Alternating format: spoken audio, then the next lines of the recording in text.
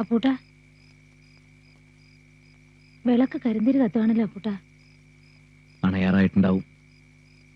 ചേച്ചി എന്താ ഈ നേരത്ത്?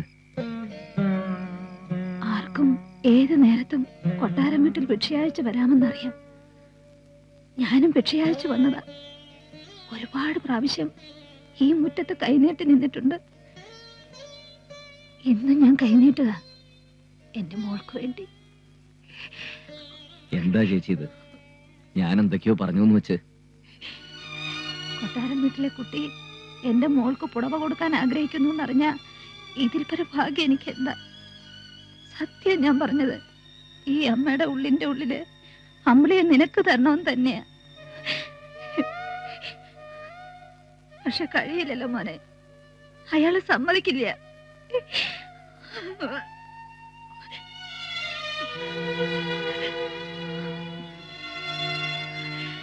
നീ പറഞ്ഞില്ലേ അവൾ അമേരിക്ക സാഹിബിനെ കണ്ട് മയങ്ങിന്ന്? ഇല്ല, അവൾ ആ കല്യാണത്തിന് ഇനിയും സമ്മതിച്ചിട്ടില്ല. എത്ര നിർബന്ധിച്ചിട്ടും വഴങ്ങുന്നില്ല. അവൾക്കിഷ്ടമല്ല. എന്റെ മോളുടെ ഇരിപ്പ് കണ്ടാ സഹിക്കില്ല. അപ്പൂട്ടൻ പറഞ്ഞാൽ അവൾ ആ കല്യാണത്തിന് സമ്മതിക്കും.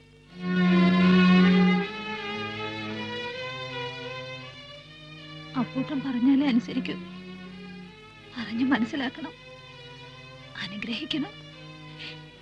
പറയില്ലേ അപ്പൂട്ട?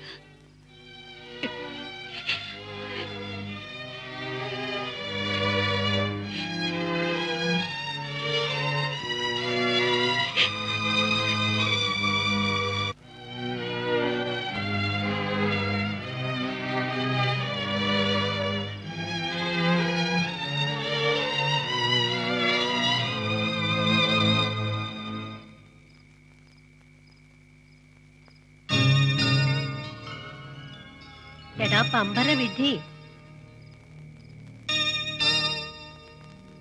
എന്റെ മോന് ദേഷ്യം വരുന്നു തോന്നുന്നു. വെട്ടുകത്തിയെടുക്കണ്ടാട്ടോ.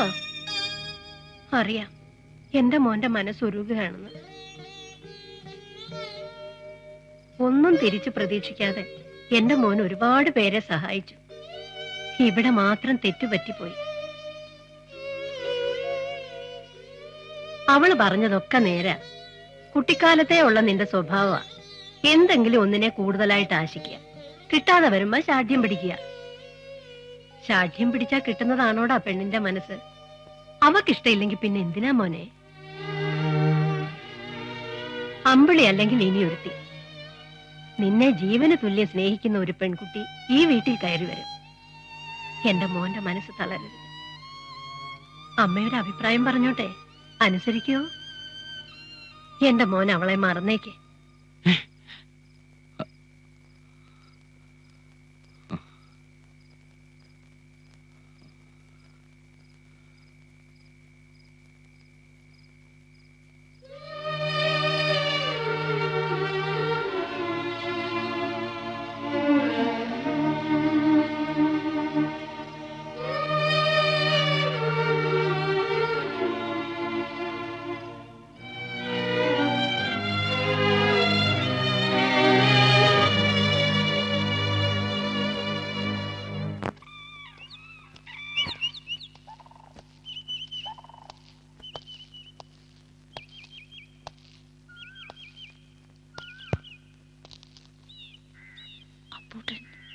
അമ്പിളി,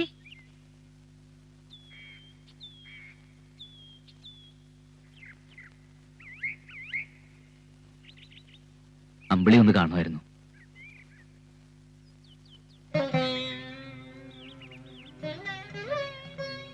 മാപ്പ് അതർഹിക്കുന്നില്ലെന്നറിയാം. എന്നാലും പൊറുക്കണം. ഞാനൊരു വിവരമില്ലാത്തവന്, പഠിത്തവും കുറവ്, വകതിരിവുമില്ല. കുഞ്ഞുനാളിലെ ജന്മിയായതല്ലേ, അതിന്റെ അഹങ്കാരമാ. അമ്പിളി എന്റെ കണ്ണു തുറപ്പിച്ചു. അങ്ങനെ പറഞ്ഞു തരാൻ ഒരാളുണ്ടായിരുന്നില്ല. മരിക്കാൻ നേരത്തെ അമ്മ പറഞ്ഞത് ഓർമ്മയുണ്ട്. കാത്തു സൂക്ഷിക്കാൻ കഴിയാത്തത്ര സ്വത്ത് നിന്നെ ഏൽപ്പിക്കുക, നശിപ്പിക്കരുത്, എല്ലാത്തിനും ഒരു കണക്ക് വേണമെന്ന്. അന്ന് മുതൽ എഴുതാൻ തുടങ്ങിയ കണക്കാ. അവസാനം ജീവിതത്തിന്റെ കണക്ക് എഴുതിയപ്പോ തെറ്റിപ്പോയി.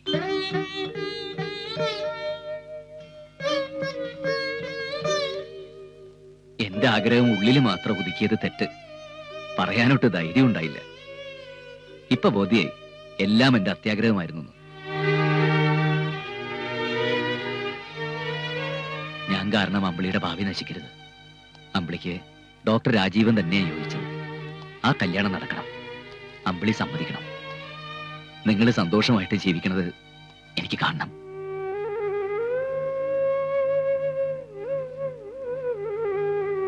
ദേ, അമ്പിളി പറഞ്ഞത് എനിക്ക് ഓർമ്മയുണ്ട്. ഞാൻ എന്ത് കൽപ്പിച്ചാൽ അനുസരിക്കുന്നു. ഇത് അപേക്ഷയല്ല, കൽപ്പനയാ.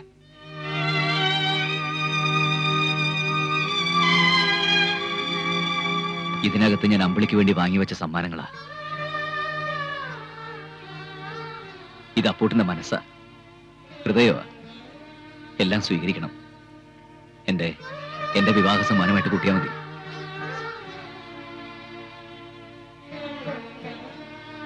അപ്പൂട്ടൻസ് ക്ലിനിക്കിന്റെ താക്കോല തുറന്നു പ്രവർത്തിക്കണം. അതും അമ്പിളിക്കുള്ളതാ. അപ്പൂട്ടൻ ഇനി ഒന്നിലും കൈകടത്തില്ല. പേര് മാത്രം മാറ്റരുത്. അങ്ങനൊരു മോഹമുണ്ട് ഇപ്പോഴും. കൂടുതലൊന്നും പറയാനില്ല. എന്റെ അനുഗ്രഹം ഉണ്ടാവും എന്നും. പോട്ടെ.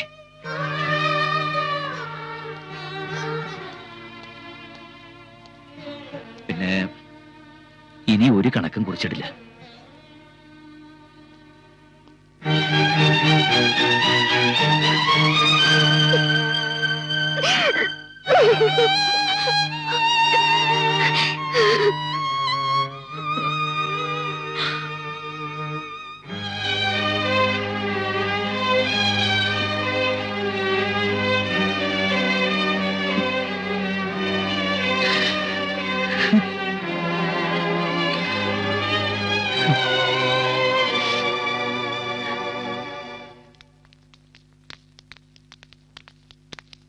എന്താടാ നീ കാട്ടിയത്? എന്തുദ്ദേശിച്ച് അവിടെ ചെന്ന് കല്യാണം നടത്തി കൊടുക്കാമെന്ന് നീ സമ്മതിച്ചത്? അമ്പിളിയുടെ കാലിൽ ചെന്ന് സാഷ്ടാംഗം വേണ്ടിയിരിക്കുന്നു. ഇതൊക്കെ രാവണനും നമ്പ്യാരും കൂടി ചേർന്നുള്ള കളിയാ. അമ്പിളിന്റെ മനസ്സിൽ നീ തന്നെയാ. എന്തായാലും നാട്ടിലൊക്കെ പാട്ടായി. നിന്നെ ചതിച്ചത് ആളുകൾ ഇളകി നിൽക്കുക. നീ എന്താടാ ഒന്നും മിണ്ടാത്തത്? എല്ലാം കൊടുത്തിട്ട് ഒടുക്കം സ്വന്തം ചങ്കൂടെ പറിച്ചു കൊടുത്തില്ലേ. ഇനി എന്ത് മിണ്ടാൻ?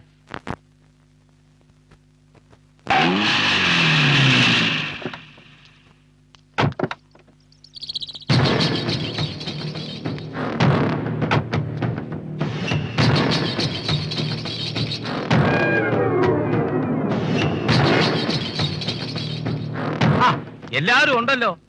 ഈ പ്രത്യേക സാഹചര്യത്തിൽ കൊട്ടാരം വീട്ടിലേക്ക് ഞാൻ വരുമെന്ന് ആരും പ്രതീക്ഷിച്ചില്ലല്ലേ. അതാണ് നമ്പ്യാര്. തോൽപ്പിക്കും തോറും സ്നേഹിക്കും. അങ്ങനെ സ്നേഹിച്ച് സ്നേഹിച്ച് അവസാനം തോൽപ്പിക്കും.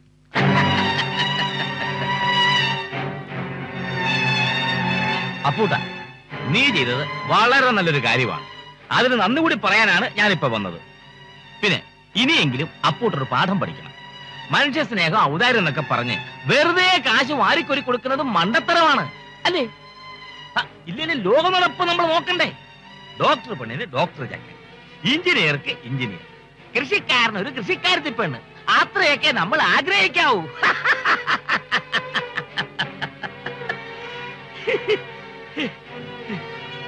എന്തായാലും കഴിഞ്ഞതൊക്കെ കഴിഞ്ഞു. ഇനി നമുക്ക് കല്യാണം കെങ്കേമമാക്കണം. അപ്പൂട്ടം വന്നു നിന്ന് മുൻകൈ എടുത്ത് നടത്തി തരണം. വരട്ടെ. ഒരു സോഡ എടുക്കട്ടാ? വേണ്ട, അയാള് പോട്ടെ. എന്റെ ശവത്തെ കുത്താൻ വന്നിരിക്കുന്നു. അപ്പുട്ടന്റെ വീഴ്ചയിൽ അയാളുടെ ഒരു കയറ്റം കണ്ടില്ലേ? ഇതങ്ങനെ വിട്ടാ പറ്റില്ല. നീ ഒരു വാക്ക് പറഞ്ഞാ മതി, അമ്പിളിയെ ഞങ്ങൾ ഇവിടെ കൊണ്ടുവരും. നീ ധൈര്യമായിട്ട് പറഞ്ഞ മോനെ. നാട്ടുകാർ മുഴുവൻ എന്റെ കൂടെ. എടാ, നിന്നെ ചതിച്ചിട്ട് ആ കോഴിക്കാടന്റെ മോനുമായിട്ടുള്ള കല്യാണം നടത്താൻ ഞങ്ങൾ സമ്മതിക്കില്ല. മാധവേട്ട, വെറുതെ എടുത്തിയാടരുത്.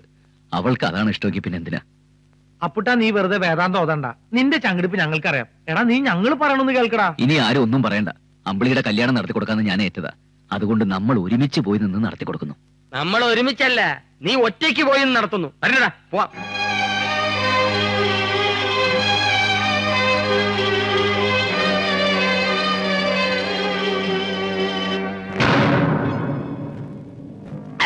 തനിക്കെന്ത് കുന്തമറിയാവടോ? അവനെ ക്ഷണിച്ചതിന്റെ പിന്നിലെ ബുദ്ധി എനിക്കറിയുവോ? അവനുണ്ടെങ്കിലേ നാട്ടുകാരുണ്ടാവൂ. ഇല്ലെങ്കിൽ റേഷാഫീസിൽ പോയി കെട്ടേണ്ടി വരും. തന്റെ പോക്ക ഗതികേട് വേണോ? അതേതായാലും നന്നായി. എന്നാലും കല്യാണം കഴിയുന്നിടം വരെ മനസ്സിലൊരു സമാധാനമില്ല. എനിക്കിപ്പോഴ മനസമാധാനം ഉണ്ടായത്. താമരക്കുളത്ത് അവനങ്ങനെ തഴച്ചു വളർന്ന് പന്തലിച്ച് നിൽക്കുകയല്ലായിരുന്നോ? വെട്ടുനാറായി വേലിന് തന്നെ കൊണ്ടു. അവൻ കടപഴകി വീണടോ. അത് കണ്ടാച്ചാ ഞാൻ വരുന്നത്. അത് കാണുമ്പോ മനസ്സിനെന്തൊരു സുഖമാണെന്നറിയോ? വരട്ടെ, അവനെ വിശ്വസിക്കാൻ പറ്റില്ല. എപ്പോഴാ തല പൊങ്ങുന്നതെന്ന് അറിയില്ല. ആ എനമാ. താൻ ധൈര്യമായിട്ടിരിക്കടോ. ഇപ്പം വീട്ടല്ലേ ഉള്ളൂ. 25-ാം തീയതി താലികെട്ടൊന്ന് കഴിഞ്ഞോട്ടെ. നമ്പ്യാർക്കൊരു പ്രയോഗമുണ്ട്. പിന്നെ അവൻ എണ്ണീക്കില്ല.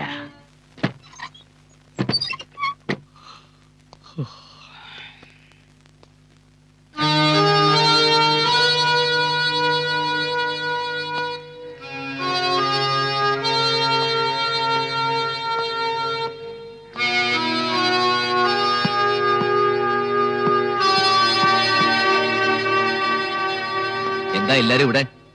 കല്യാണം ഇവിടെയല്ല, രാവണിയുടെ വീട്ടിലാ. അത് പറയാനാ ഞങ്ങൾ വന്നത്. ഈ കല്യാണത്തിന് ഞങ്ങൾ ആരും കൂടുന്നില്ല. പന്തലകെട്ട് എന്നെ ഏൽപ്പിച്ചതാ. ഞാൻ ആ പണി വേണ്ടെന്ന് വെച്ചു. പന്തലകെട്ട് മാത്രമല്ല, ദേഹണ്ണക്കാരനെ കൂടി മുടക്കിയിട്ടാ ഞങ്ങൾ വന്നിരിക്കുന്നത്. നിന്റെ കല്യാണം കണ്ടിട്ട് മരിക്കണം എന്നായിരുന്നു പേശി തള്ളയ്ക്ക്. നീ കെട്ടാൻ തീരുമാനിച്ച പെണ്ണിനെ വേറൊരുത്തൻ.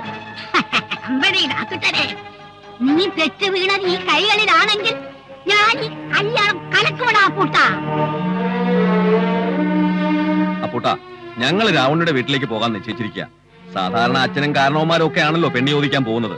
ഈ ഗ്രാമം ഒന്നടങ്കം പോവാ, രണ്ടിലൊന്ന് ചോദിക്കാൻ. പോകുന്നതിന് മുമ്പ് അപ്പൂട്ടനോട് ഒരു വാക്ക് പറയാൻ വേണ്ടിട്ടാ വന്നത്. മറുത്തൊന്നും പറയരുത്.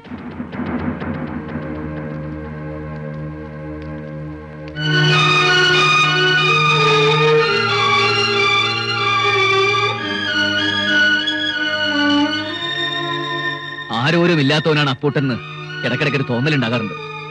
ബോധ്യായി. എനിക്ക് ആളുണ്ട്. ഒരു ഗ്രാമം മുഴുവൻ എന്നോടൊപ്പം ഉണ്ട്. തൃപ്തിയായി. അല്പം കൂടെ തന്റേടമായി. പക്ഷേ ഒരു രക്ഷകർത്താവിന്റെ സ്ഥാനത്ത് നിന്ന് ആ കല്യാണം നടത്തി കൊടുക്കേണ്ട ബാധ്യത എനിക്കുണ്ട്. എന്നോട് അല്പമെങ്കിലും സ്നേഹമുണ്ടെങ്കിൽ നിങ്ങളെല്ലാ കല്യാണത്തിന് സഹകരിക്കണം. യാതൊരു അലങ്കോലവും കൂടാതെ കല്യാണം നടക്കണം. അപ്പൂട്ടൻ ജീവിച്ചിരിക്കണമെന്ന് ആഗ്രഹമുണ്ടോ നിങ്ങൾക്ക്? ഈ കല്യാണം മംഗളമായിട്ട് നടന്നില്ലെങ്കിൽ ഞാൻ ഈ ഭൂമുഖത്തുണ്ടാവില്ല. അപ്പൊ ഞാൻ ഉണ്ടാവണമല്ലോ. പറഞ്ഞതനുസരിക്കുക. എനിക്ക് വേണ്ടി ചെയ്തേ പറ്റൂ.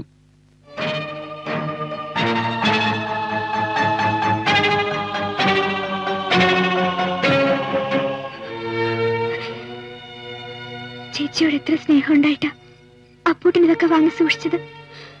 5 വർഷം സ്നേഹിച്ചിട്ട് പെട്ടെന്ന് മറക്കാൻ പറ്റൂ ചേച്ചി? നിന്റെ മനസ്സിൽ എന്താ? എന്തെങ്കിലും ഒന്ന് പറ. അപ്പൂട്ടൻ എനിക്ക് തന്ന സ്നേഹത്തിനും വാത്സല്യത്തിനും ഇങ്ങനൊരർത്ഥം ഉണ്ടെന്ന് നേരത്തെ അറിഞ്ഞിരുന്നില്ല. ഇപ്പൊ എനിക്ക് അപ്പൂട്ടൻ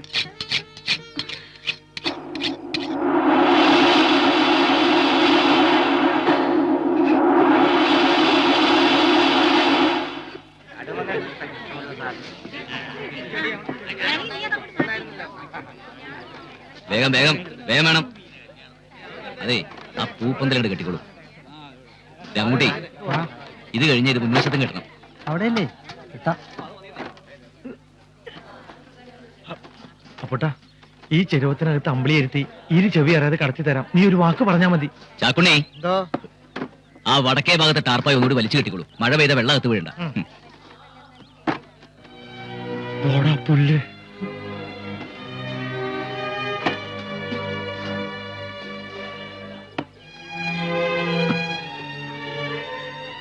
ഇലമൂർച്ച കത്തിക്ക് നല്ല മൂർച്ച. രാവണിയുടെ പൊള്ളക്ക് കെട്ടിട്ടടാ. അങ്ങോട്ടിക്ക ഒന്ന് വേഗം ആവട്ടെ. സന്ധ്യയ്ക്ക് മുമ്പ് വിധാനം കഴിയണം. കോഴിക്കാരൻ നമ്മളെ കെട്ടിക്കാനല്ലേ?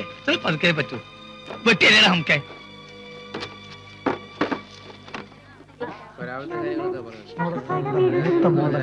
എന്നാ ഇറങ്ങട്ടെ. ശരി, രാവിലെ നേരത്തെ തന്നെ എത്തണം. 9:30 മുഹൂർത്തം. തോന്നപ്പിള്ളി അങ്ങോട്ട് ചെല്ലാം. പാചകക്കാരും ശ്രദ്ധിക്കണം.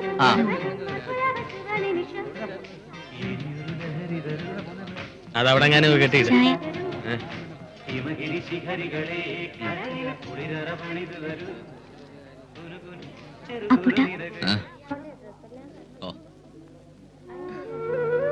ചേച്ചിക്കൊന്ന് കാണണമെന്ന്, എന്തോ സംസാരിക്കാനുണ്ടെന്ന്. ഒന്ന് വരൂ. പായസത്തിന് ശർക്കര എത്രയാ വേണ്ടെന്ന് ഞാനാണോ പറയേണ്ടത്? അതിനിവിടെ പാചകക്കാരില്ലേ? കുട്ടി പോ പോ പോ പോ.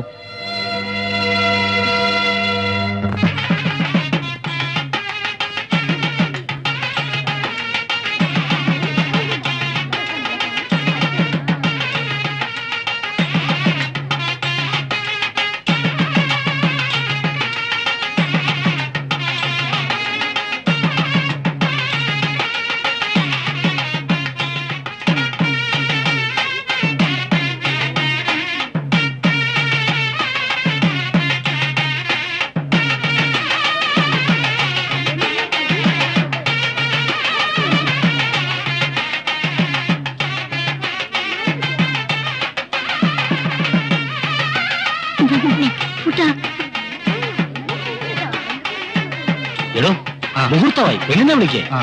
സരസ്വതി ഒന്ന് വേഗമാവട്ടെ.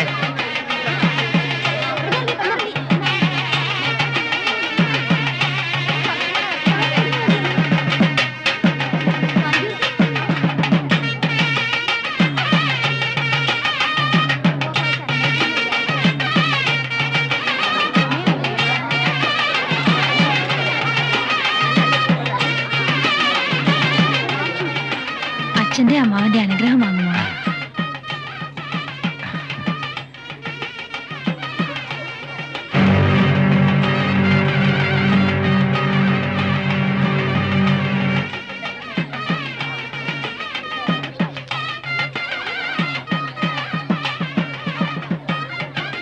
അപ്പൂട്ടൻ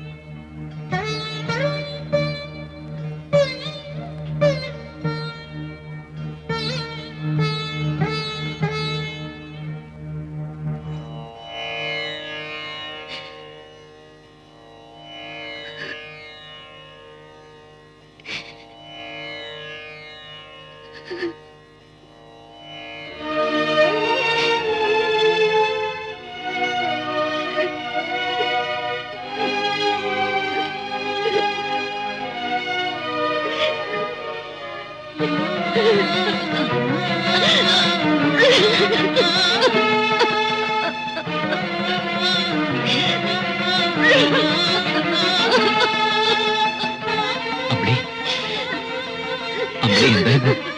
എഴുന്നേക്ക്.